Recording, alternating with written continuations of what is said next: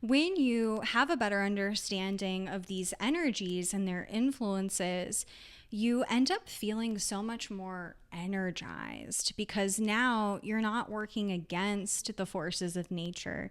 You have them at your back. They are supporting you to get things done. Ideally, an Ayurvedic lifestyle is going to help you live life more effortlessly. According to Ayurveda, the whole purpose of our lives is to enjoy, to be happy.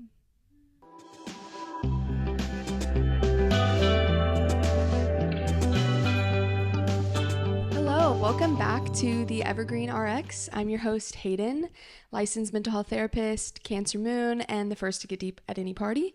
And today I am joined by Kaytee Hernandez. This is going to be kind of Ayurveda 101. So you guys probably already saw in the title. Hopefully you guys are excited to learn all about Ayurveda, a little bit about Kaytee and kind of why I wanted to bring her on to talk about this. She has her degree in integrative medicine and Ayurveda. She also specializes in yoga therapy. So we are recording in a yoga studio that she works in town, which is super fun. She's a yoga therapist and teacher. She works with addiction recovery, trauma healing. She's trauma informed in everything that she does.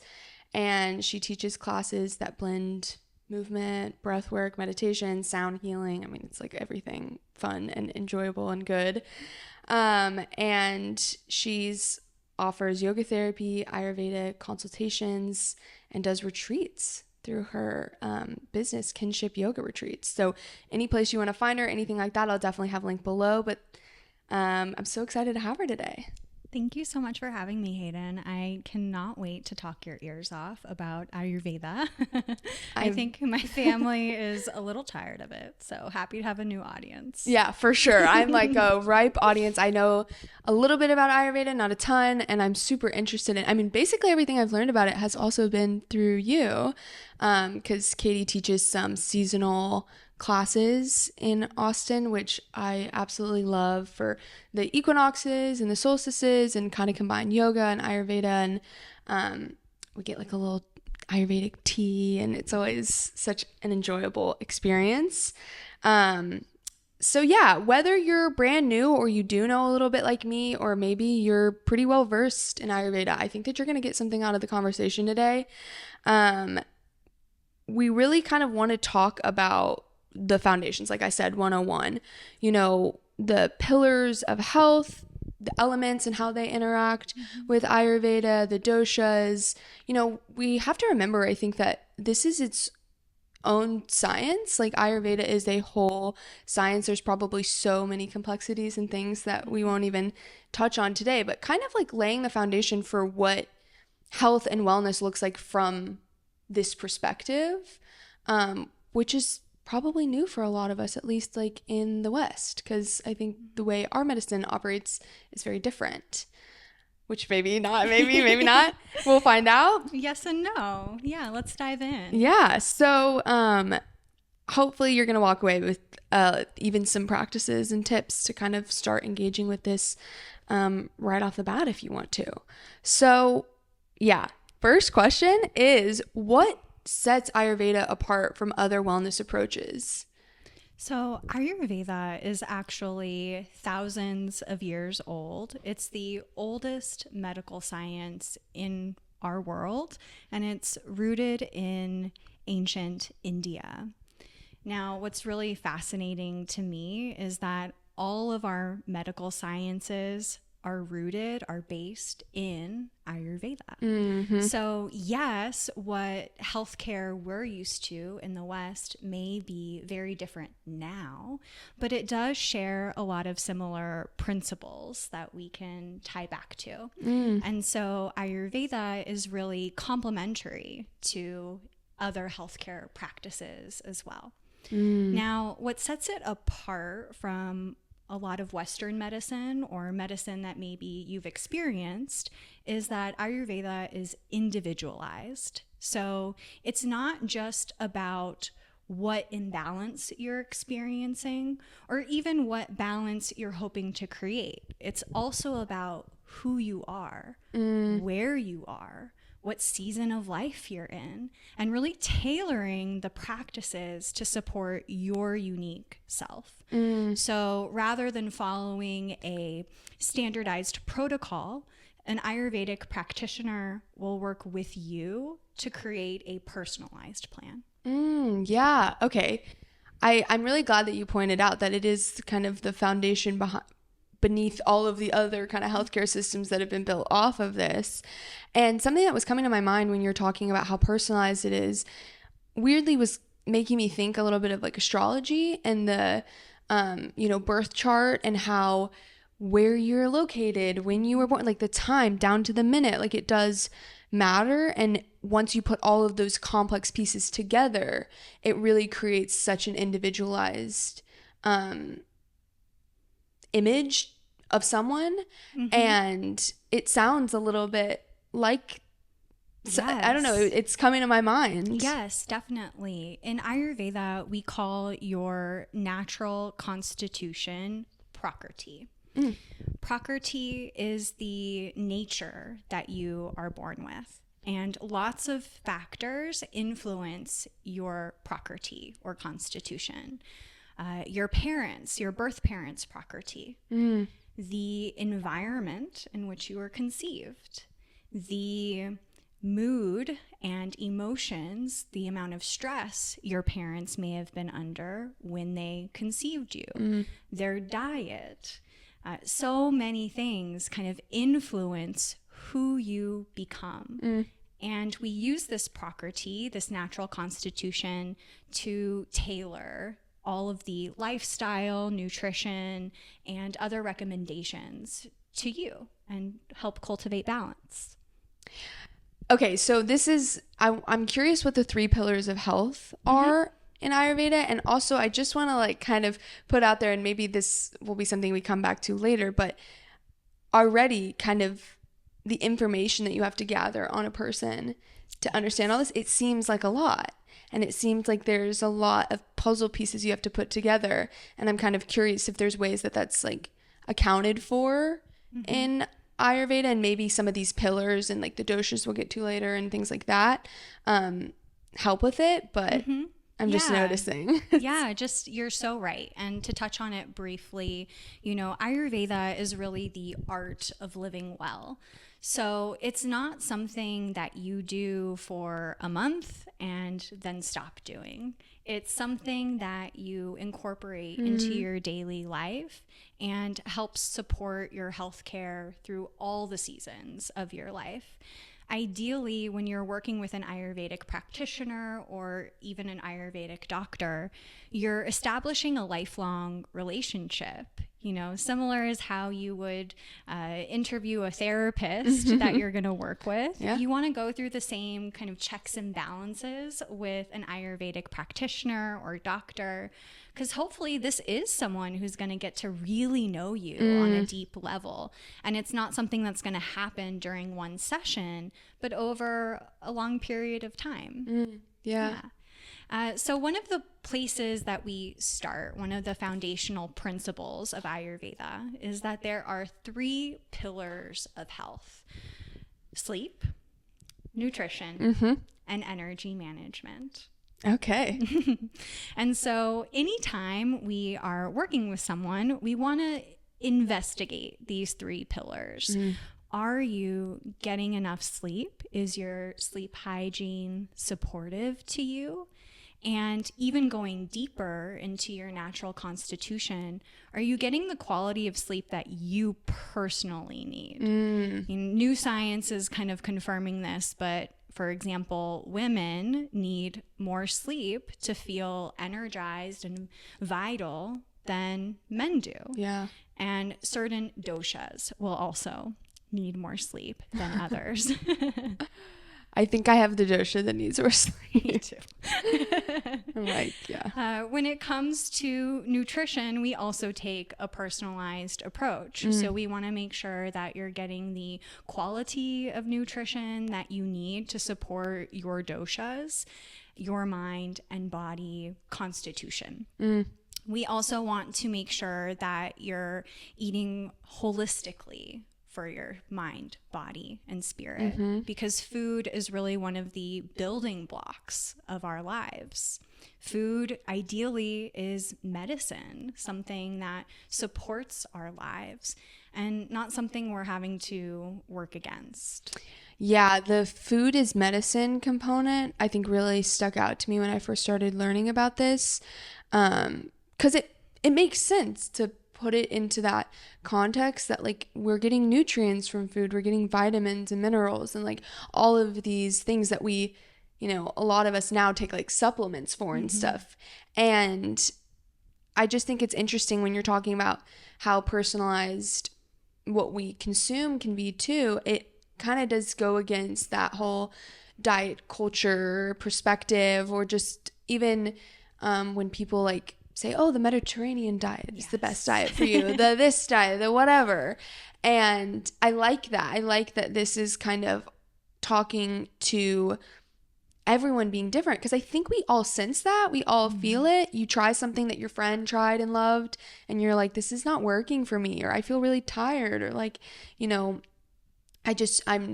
doesn't sit right with me. And sometimes it can feel like, okay, what am I doing wrong? Or like, Definitely. There's so many fad diets out there in the health and wellness world. And I think people are searching for something that's going to provide them with the health and vitality that they desire. Ayurveda allows us to take this personalized approach. So we're working with your unique metabolism, your unique gut microbiome. We're looking at your holistic health, all of the activities in your life. Stage of life? Definitely. Yeah. And making sure that your diet is supporting that. There's this really beautiful Ayurvedic proverb. You've probably seen it if you've gone to Casa de Luz. It's written on their wall. It goes something like, when diet is correct, medicine is of no need.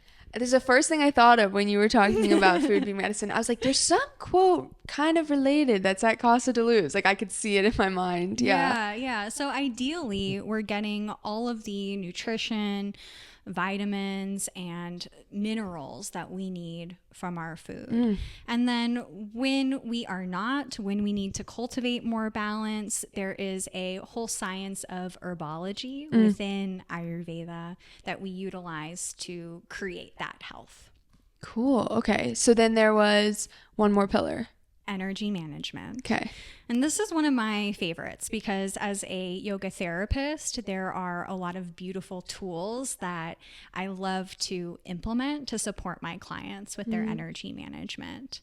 But sticking with Ayurveda, it's really about what energy is available to you within your natural constitution. How do we create harmony for your mind, body, personality? And how do we make sure that your lifestyle is continuously supporting this harmony? So it's about working with the rhythms of nature rather than working against them, which I'm really sorry to inform you, most of us modern folks are working against some of these rhythms just because of the prevalence of technology and our work and so many of the other aspects of modern life. So many aspects of modern life make it easy for us to forget even what like season it is, what is going on around us. We've got air conditioning and heating and, electric lights and like all these things where we don't really have to tune in if we don't want to. Exactly. It's important to remember that Ayurveda was a science that originates from before we were even recording science. It's a knowledge that was passed down orally for many generations. Then between 4,000 or 5,000 years ago, it was written down and codified for the first time. And since then, it has been continuously studied and refined. But I bring that up because this was a time period before we had technology, before we had electricity, before we had running water or DoorDash. Oh, yeah. Even when you were talking about energy management, and you were like, we take the person's natural kind of like energy level or the amount that they have. It's like, oh, that's a novel idea that like everyone has different levels and there's different things that play into that, but there's also just kind of natural disposition. And there's so many examples in nature, when you're gardening, for example, and let's say you're going to plant some broccoli. I was just planting broccoli the other day, so it's on my mind. You are going to research broccoli. You're going to learn how much sunlight does broccoli need, how much water does broccoli need, how many days to harvest, right? So there's all of these factors that you take into consideration to support broccoli. And these don't inherently carry over to growing tomatoes or cucumbers, right? We are nature. We are not separate from nature. We are made of the same elements. And so part of Ayurvedic living is getting to know ourselves, getting to learn, okay, what conditions support my well-being best? And if the conditions aren't right, how can I make small changes to help support that balance? I love comparing myself to a broccoli plant. It's so cute. That makes so much sense. So I'm curious on kind of what the Ayurvedic elements and doshas are in really being able to understand that unique kind of prescription to you. Yeah, let's talk about the universe according to Ayurveda. Okay. So the entire universe, including me and you, are made of 5 elements: space, air, fire, water, and earth. We can see these elements all around us as well as within us. Our bodily tissue is made of the food that we eat that comes from this earth, for example. We are made of a large percentage of water. We have an internal fire, an agni, a digestion that metabolizes and transforms our food into our tissue. We have little spaces all along our body, between our joints, between our organs and our tissues. And we have air that inhabits those spaces. We breathe air, right? So it's really easy to kind of start to see how these elements make up your being.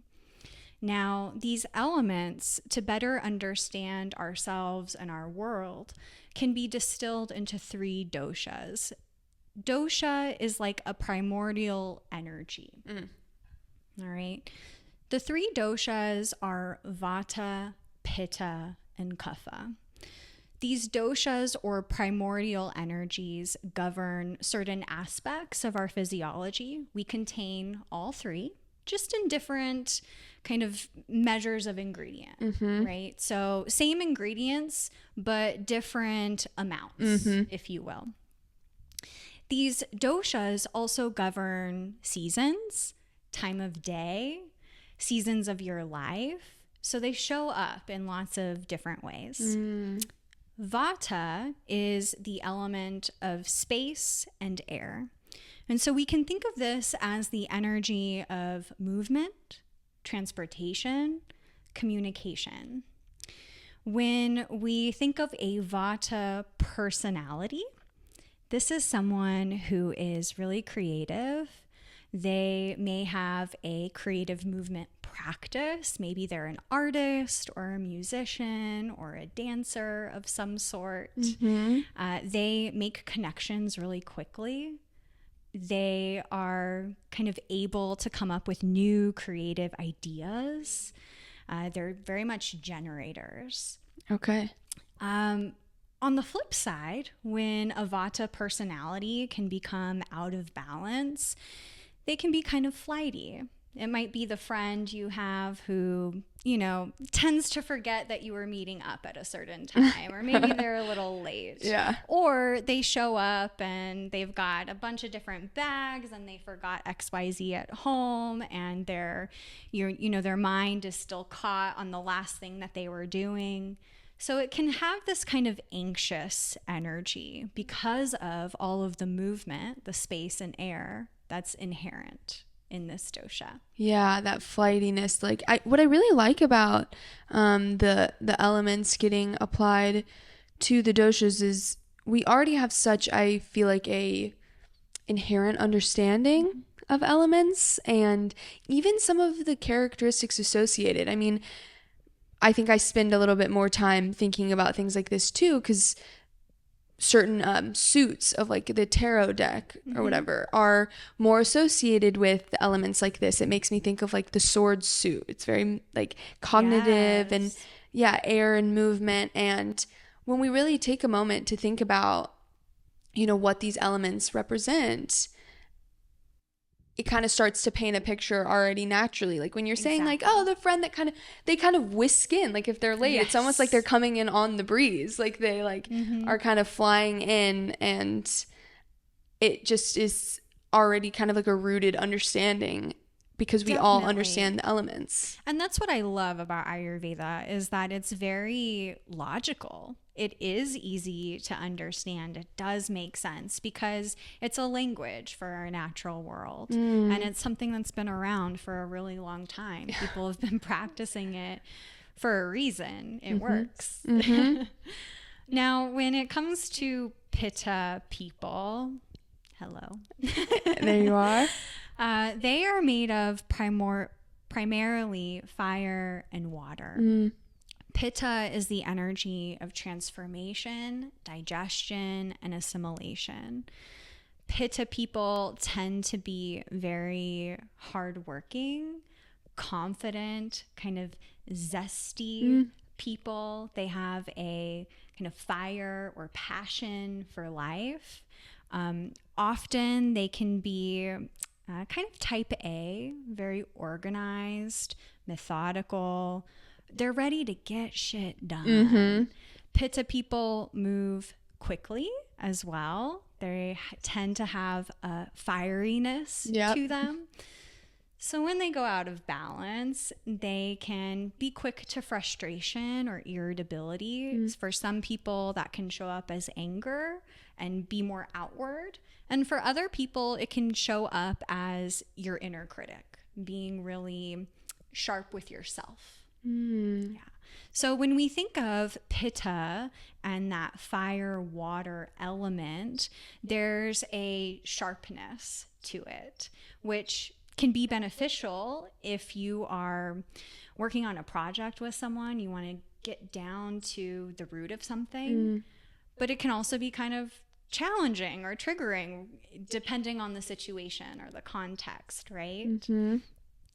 There's also a transformative quality to Pitta. So they are always kind of looking for the next thing, getting the next thing done, constantly evolving and changing. Again, such a beautiful quality to have in certain times of our lives. But if we're always looking for the next thing, it can be hard to develop a sense of peace. Yeah, and rootedness. I wonder, is there any internal conflict that can arise because of that fire and water combination? Definitely. You know, are you more referring to like the qualities of the fire and water interacting? Yeah. So if there is a lot of fire, it can bring about heat in our emotions as well as within the physical body. So if we're thinking about the physical body, that might lead to inflammation, right? In terms of water can show up as being heavy.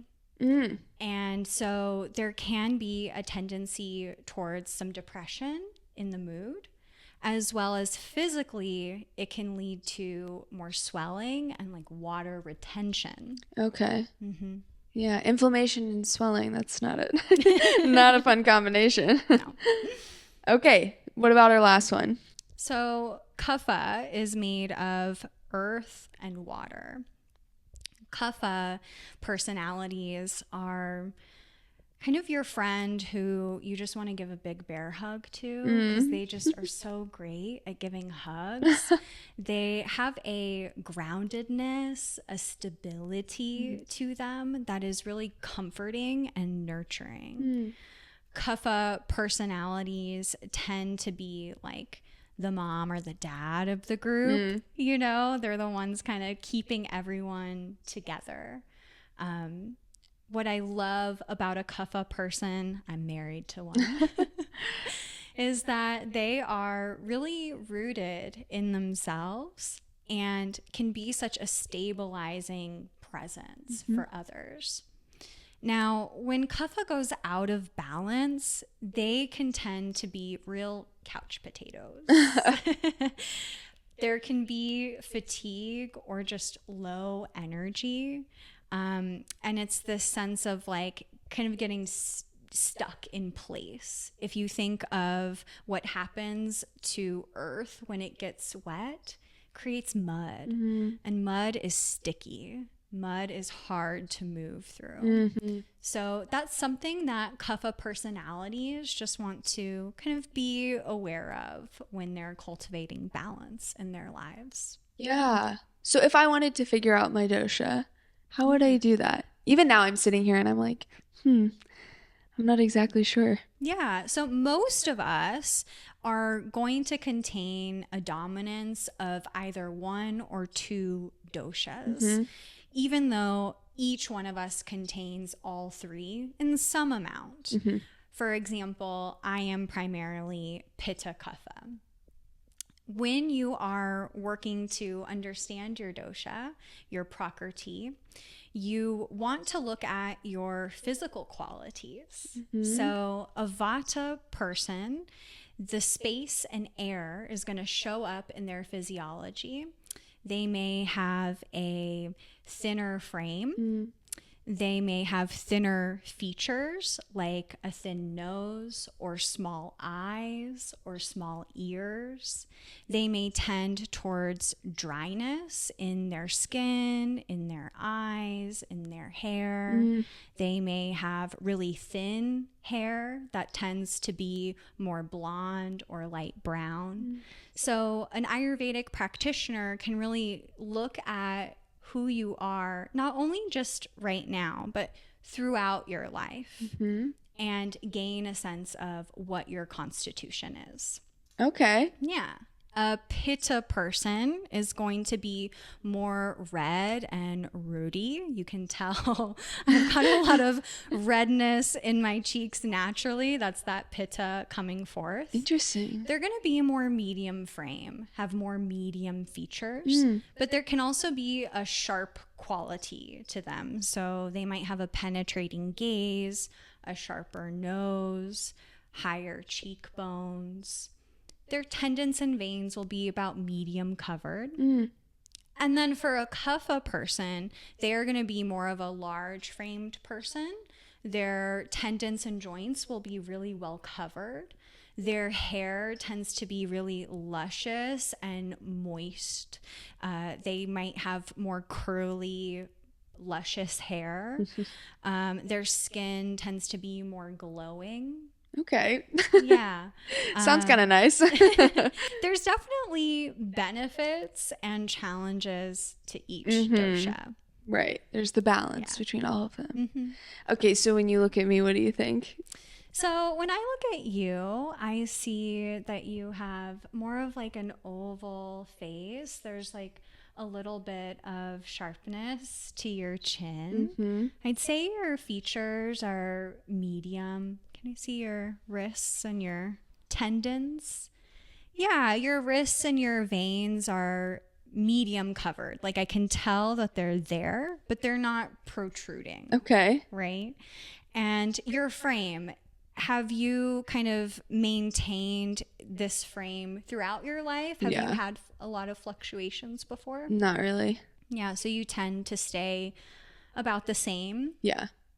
And is it difficult to lose or gain weight, or I stay pretty stable. you stay stable? So that's a pitta quality. Okay. Yeah.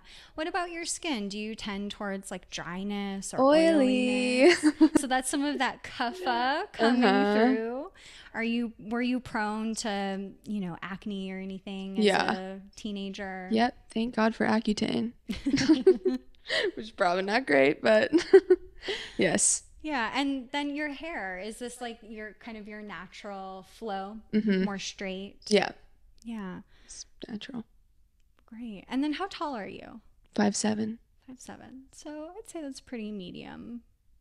Yeah. So I think you have some pitta vata qualities. Interesting. Yeah. Yeah, I'm seeing a lot of pitta in you because of those medium features. However, your hair is a little more vata quality. Your overall like demeanor is very pitta. You're very clear with your words, well-spoken, very organized. I know because you helped set this up. Yeah.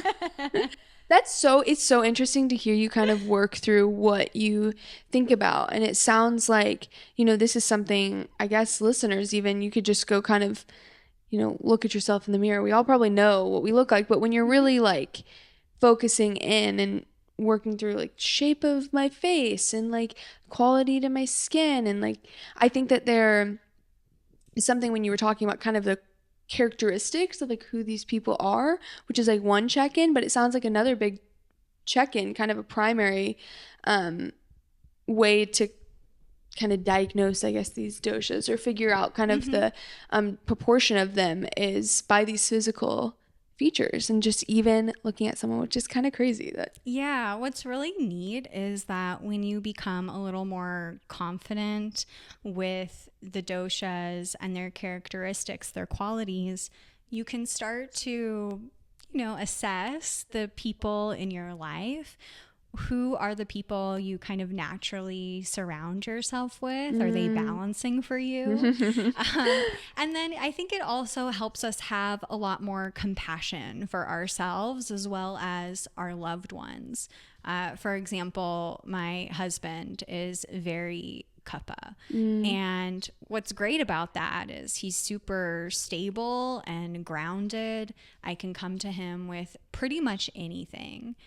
However, as the pitta person in our relationship, if I want to start a new project or something like that, get something done at the house, I need to bring that fire to help initiate that movement. It's just not within his nature to be the instigator for change in that manner. Man, do I understand that. Yeah. I think my boyfriend is like that as well. When you were describing, he's got curly hair and just, very calming and grounding, but it'll be like Saturday and I'm like, let's do this and this and that and whatever. And he's like, we could just chill. Like, I'm like, come on. That's funny. I wonder, do you find that certain doshas kind of do gravitate towards each other, or is there always, I guess any of them can kind of combine? But honestly, any of them can really balance one another. And I think what's really helpful is when you do learn more about yourself and your partner or partners, you can come to those interactions again with more understanding, more compassion. Like, it used to really irritate me that my husband just wouldn't be the one to instigate something. But now that I know his nature, I can have so much more compassion for that. And we can have conversations around that. I can say like, hey, I really need your support with XYZ. Can you help me stay accountable to that? And as a kapha person, accountability support, that's within his wheelhouse. Okay, yeah. Right? So now I'm speaking his language and he can really show up for me. Yeah. Okay, so then are there a separate set of mental doshas? Is there another category? Okay. Yes. So the mental doshas are rajas, sattva, and tamas. And they kind of reflect or mirror the doshas we just discussed. Rajas is primarily going to be made of fire. Rajas is the energy of movement and transformation. So it's going to help you move forward in your life, create change, evolve to new levels of being. We need all of these three mental doshas, but too much rajas can really turn into anger, irritability, frustration, even anxiety. And so anytime that I'm working with someone who says that they have a lot of anxiety or a busy mind, I want to find ways to balance That's that me. rajas. Yeah. And, it's so common, again, in our modern lives because of our technology. We're always connected. We're always kind of thinking about what comes next. Yeah. Our whole kind of environment, our society is very rajastic. So it's common for people to experience this. On the other side of the spectrum, we have tamas. Tamas is more this earthy energy. It's the energy of inertia. And again, we need this energy or else we would never sleep. We would never rest. We'd never, take time for stillness. Yeah. So it's important to have some of that.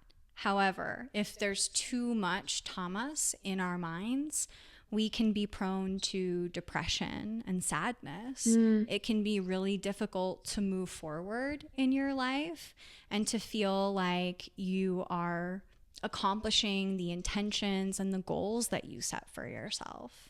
You might just feel kind of stuck, right?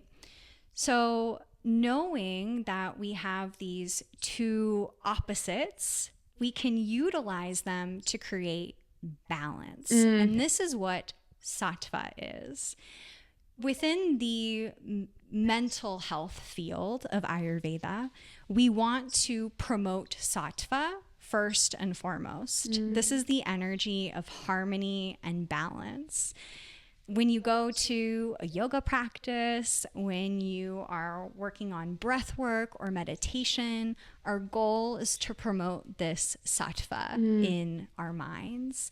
It's a state of restful alertness, that feeling of peace and contentment that maybe you feel when you're you get done with a meditation or you've spent time with loved ones who are really nourishing, or you're just kind of in your flow state doing something that you love. Oh, it's such a good feeling. Yeah. So the mental doshas are less something that, it's not like the kind of primary doshas we were just talking about that you might have more of a tendency towards one. You're kind of have more of a preponderance of one dosha. The mental doshas are more like the energies that you're trying to balance. Like everybody is kind of trying to balance to get to that sattva level. Yes and no. So primarily Pitta people, because of the fire that they have, they can be more prone to rajas. It's not always congruent because as individuals, we're really complex, right? But that can be a tendency. And then for Kapha people, they may have a tendency towards that tamas because of the earth quality. Vata people may also have this tendency towards rajas because of all the movement that they have in their system. But knowing that we have these three different mental energies that influence us, we can promote harmony by looking towards what cultivates sattva for us, what makes us feel connected, at peace, and whole. Do you have some examples of what that would look like? Yeah. So personally, I am obsessed with my morning routine. It really helps me just stay more present and mindful throughout my whole day. And it's as simple as starting with when I wake up, I have a warm mug of water with some lemon and honey.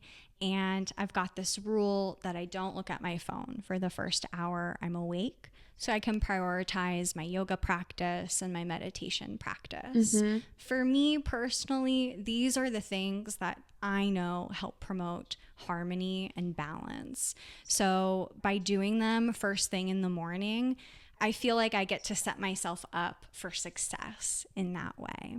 And I have to ask, is the warm mug of water with lemon and honey, is that something particularly for you, for your makeup, that is helpful, or is that just like a general kind of Ayurvedic It's a general tool that most everyone can try out.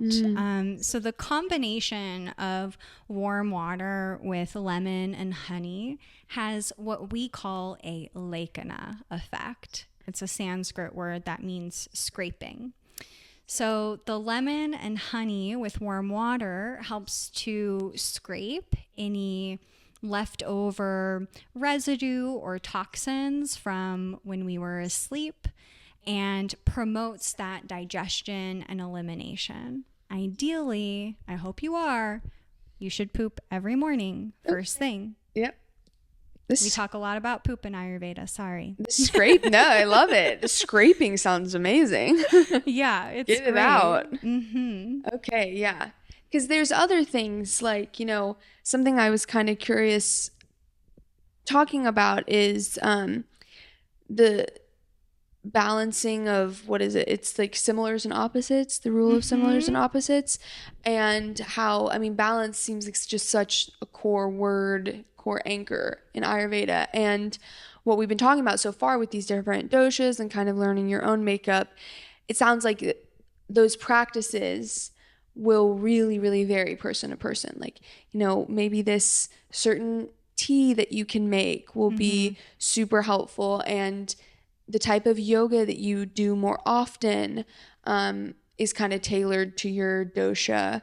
But I wonder kind of how that plays into this idea of similars and opposites, how we can kind of like utilize that principle to figure out the things that are balancing for us. Yeah, I'm so glad you brought this up, because these two principles are what I think one of the most beneficial takeaways. Like, if you're gonna take away something from our time together today, okay, guys, listen, this is it. Listen up. So these two principles of similars and opposites are what help us cultivate balance no matter what dosha makeup you are. So this principle of similars states, like energy increases like energy. So for example, I have a lot of pitta in my constitution, a lot of fire and water. So when I eat hot, spicy foods like chili peppers, or I go hard on some tacos and salsa, which I love, that's going to increase the fire within my system. Okay. I'm eating something hot. I already contain a lot of heat. So that's going to increase that quality, that energy within me. Now, to cultivate balance, we really want to look at the principle of opposites. So conversely, as a pitta person, if I were to add some cilantro onto my tacos, some cooling avocado, well, now I'm helping to balance that heat with coolness. Okay. Right?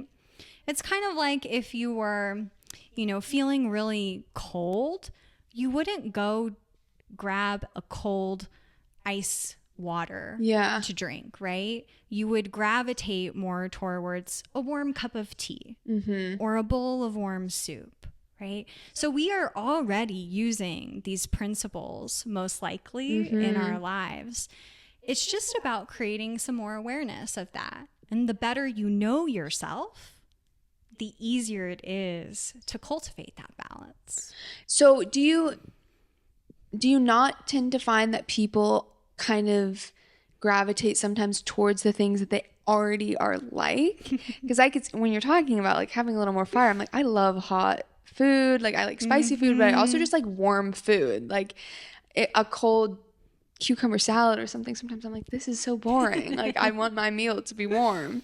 Do you find that happens at all, that we kind of we're so prone to finding this similar things? Here's the tea on that. Unfortunately, when we are out of balance, we are more likely to crave what is already going on within us. Like energy attracts like energy in that way. So if I am really out of balance in my pitta, I do start to notice I'm craving more of that hot, spicy food. I might be craving some of those more high intensity activities that fire me up. Even the media I consume can sometimes be more fiery, right? Yes. Conversely, when we are in balance, we crave what is balancing for us. So this is a really helpful thing to kind of notice within yourself. Maybe you take a moment to reflect on how you're feeling today and what it is you've been gravitating towards, and kind of assess, where am I in that spectrum of balance right now? That is such a helpful kind of quick diagnostic on when you feel yourself getting out of balance, just looking at symbolically and literally what kinds of qualities you're seeking out. Like I like symbolically the fieriness of like the media that you're consuming. Maybe you're watching more like action-packed things or, whatever. And using that as a check-in on like, am I out of balance? Because I would say there's sometimes I probably notice maybe more of that like kapha that can be in me. There'll be times where stress is a little higher and I'm gravitating more towards like, I'm like sitting on the couch, I'm scrolling on my phone more, I'm not drinking water. I don't know why that's like where my brain goes to, but I like won't drink any water. And there's these certain things that I start to notice are indicators to me that something is going on in my life or something's kind of thrown out of balance. But that's taken a long time and a lot of awareness to like start to see the patterns in that or even pick up on some of those subtle behaviors. Definitely. But this question and this kind of like thing that this diagnostic that we can do, just even daily, kind of thinking, what am I craving right now? Like that's an easy thing. Most of us know at any given time what food or drink or anything that we're craving, and then kind of putting that up against what we know our dosha to be a little bit more. Definitely. First and foremost, Ayurveda is a consciousness-based approach to health. So as we increase our awareness and up-level our consciousness, our health naturally starts to become easier, more simple, because we know how to take care of ourselves in that way. It's kind of like, I don't know if you've had this experience before as a yoga practitioner. I know for me, when I started practicing yoga, I had a lot of bad habits going on in my life. It was really difficult for me to make the positive changes that I wanted to make. But through yoga practice over a few years, as my mindset changed, as my consciousness changed, it became more effortless to choose those things that made me feel good. Yeah. And it's the same with Ayurveda. As we gain more awareness of ourselves, as we connect to the source of consciousness, whatever you believe that to be, whether that's nature or the cosmos or God or your inner self, it becomes more natural, more simple to choose those healthy things. Oh, I love that. Yeah. So to kind of cap it all off, I want to give you an opportunity if you feel like there's anything we really didn't cover that we have to cover for Ayurveda 101. And also to kind of ask what ways you think people can start gradually incorporating some of these practices into their day-to-day life. I know, like we touched on before, things can be so fast-paced, it can be so easy to disconnect from the world around us, much less ourselves and our body and what we're consuming and all of that. So if you have any kind of ways to gradually start to incorporate this. One of my most favorite tools is understanding how the doshas affect our daily cycle. So every time of day and night is actually governed by a specific dosha or energy. And when you gain a better understanding of this, it becomes a lot easier to move with that natural flow of energy than always fighting against it. This really changed my life. So, to begin, in the morning time, ideally from the Ayurvedic perspective, we want to get up before the sunrise. Okay. And usually this is between 5 and 6 a.m. And this is because Vata governs this early time of morning. Remember, Vata is movement, transportation. We want to use this movement to get up, to start that circadian rhythm, to get digestion going. And we can use that quiet time of the morning to really focus on self-care, like yoga, meditation, breath work, maybe taking a walk at sunrise. Ooh. It's my favorite time of morning now. At 6 a.m., bad news, kapha comes online. And I say bad news because kapha is this earthy, grounded energy, right? The energy of nourishment, lubrication, structure. If we're getting up at kapha time, it's really hard. It's really challenging. You might feel fatigued. You might feel like you got to snooze your alarm a billion times. Yeah. I urge you, try it out. Try getting up at 5:30 versus 6:30. Okay. Notice the difference in your body. It's there. Instead, we ideally want to be awake during kapha time of morning so we can get some daily movement in, we can get some breakfast, some nourishment, and start setting up the structure for our day. Okay. So again, it's this idea of working with rather than against, right? Pitta time occurs at lunchtime. So when the sun is highest, So does kapha it lasts from like 6 to like till lunch? about 10. Oh, no wonder I can't wake up. Oh. And then from about 10 to 2, pitta comes into play.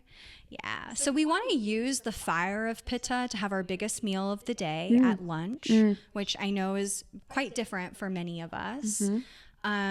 We also want to utilize this fire to get the hardest thing done. If you've got a really difficult task, a difficult conversation, a difficult client maybe, this is a great time to schedule that. That way you can utilize that fire within you to check it off your list. Now, after pitta time of day, we start that cycle over again. So vata, kapha, and pitta also influence our evening. In the afternoons and evenings, when vata is dominant, we can utilize that creative energy to get light tasks done. Maybe you have some podcast editing to do. Maybe you're a writer and you want to get some writing done, or you're an artist. This is a great time to have meetings and connect with other people. Is it a good time to do like workouts and movement too? No? No. Oh, I Because guess. that vata energy, it's already so like movement based, right? Okay. Oh. So if then we go and move in the afternoon, evening, what tends to happen is that we get wired. Okay, because Yeah.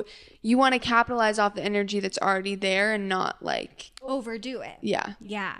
Ideally, we want to have our movement in the morning during that kapha time between Oh, yeah. 6 and 10 Yeah. because we can balance out that earthiness and kind of create some energy for the rest of the day. Okay. I like to work out in the morning. I got that going for me. The waking up at 5:30, not so much, but it's little by little, right? We don't want to make intense changes overnight. What I always recommend clients to try on, move your bedtime back 10 minutes and your wake time up 10 minutes each week. And just see how that goes. And what is the best period of time to go to sleep? So best time to go to sleep is before 10 o'clock. Okay. Because from 6 p.m. to 10 p.m. is that kapha time of night. So this is where we want to use kapha energy to go to bed. Mm-hmm. Often you might find if you're staying up past 10, you get that second wind. Yeah. Yeah, that's pitta. Because in the evening, we're utilizing pitta's metabolism, its metabolic power to digest the day. We want to be asleep so our brains can go through that cleaning process. It literally releases toxicity. Our digestion goes through its own process to clear out any waste. And we're also energetically, emotionally kind of processing what has happened that day, everything we've taken in through our senses. So it's really important that we're getting that rest. This is so fascinating, and it's really inspiring too, because when you said, like we kind of want to be asleep before pitta comes online again, I'm like, oh my God, the second wave, like the last blast of energy before bed, like that does, I know that feeling. I've heard people talk about that too. Yeah. Like all of this stuff is already so observable in our life. So it's really just being able to harness it. Exactly. And when you have a better understanding of these energies and their influences, you end up feeling so much more energized because now you're not working against the forces of nature. You have them at your back. They are supporting you to get things done. Ideally, an Ayurvedic lifestyle is going to help you live life more effortlessly. Yeah. According to Ayurveda, the whole purpose of our lives is to enjoy, to be happy. And that's really what we're working to cultivate. I love that. That's so beautiful. And I appreciate so much all the information. I'm like, my mind is churning. I'm going to go home and tell my boyfriend, we need to start waking up at 5. But yeah, this is such good information. I wonder if you have any like resources that you like to share with people on like, if somebody's like super inspired after this wants to go Google or start, learning more about this. Is there any place that you recommend? Obviously, I'm going to have all your stuff linked below, and you're a fantastic resource. Good follow on Instagram too, I think. So yeah, definitely. I am happy to be a resource for y'all if you're interested in booking a consultation or having a one-on-one. I am providing Ayurvedic consultations now, which I'm so excited about.